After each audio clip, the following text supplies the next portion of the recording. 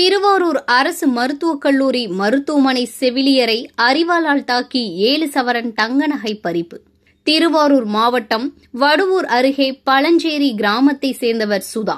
இவர் திருவாரூர் அரசு மருத்துவக் கல்லூரி மருத்துவமனையில் செவிலியராக பணியாற்றி வருகிறார். இந்த நிலையில் இன்று அதிகாலை மருத்துவமனைக்கு பணிக்கு வருவதற்காக வடுவூர் பகுதியில் பேருந்து ஏறுவதற்கு வந்தபொழுது 24 வயதுடைய இளைஞர் ஒருவர் மதுபோதையில் அரிவாளால் சுதாவை 3 இடங்களில் வெட்டிவிட்டு அவர் அணிந்திருந்த 7 சவரன் தங்கச்சங்கிலியை பறித்து சென்றுள்ளார். உயிருக்கு ஆபத்தான நிலையில் திருவாரூர் அரசு மருத்துவக் கல்லூரி மருத்துவமனையில் சுதா அனுமதிக்கப்பட்டு அவருக்கு மருத்துவர்களால் அறுவை செய்யப்பட்டு வருகிறது. இது சம்பந்தமாக வடுவூர் காவல்துறையினர் வழக்கு பதிவு செய்து குற்றவாளியை தேடி வருகின்றனர்.